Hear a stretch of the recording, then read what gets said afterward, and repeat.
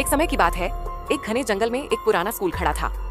यह स्कूल कई सालों से बंद पड़ा था और जंगल के जानवरों ने इसे अपना घर बना लिया था। स्कूल की इमारत पुरानी और जीर्ण शीर्ण हो चुकी थी, लेकिन इसकी भव्यता अभी भी दिखाई देती थी।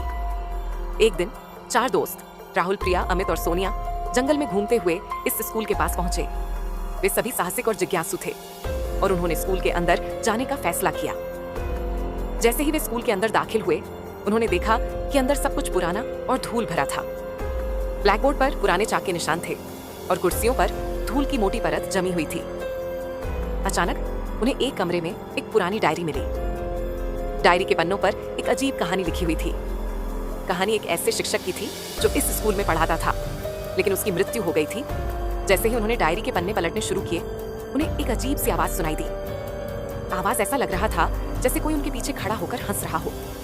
वे सभी डर गए और पीछे मुड़कर देखा, लेकिन वहां कोई नहीं था। अचानक स्कूल की घंटी बजने लगी। घंटी की आवाज इतनी तेज थी कि उनके कान दर्द करने लगे।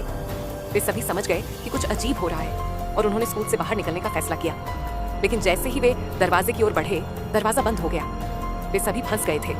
अचानक एक भूतिया आकृति उनके सामने प्रकट हुई। आकृति एक पुराने शिक्षक की थी जो डायरी में लिखी कहानी का ही हिस्सा था।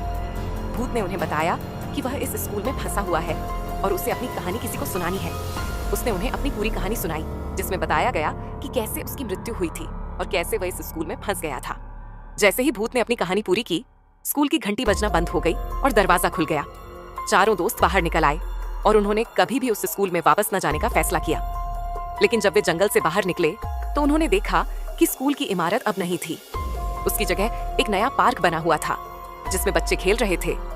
वे सभी समझ गए कि भूत की कहानी सुनने के बाद उसकी आत्मा को शांति मिल गई थी और वह आगे बढ़ गया था।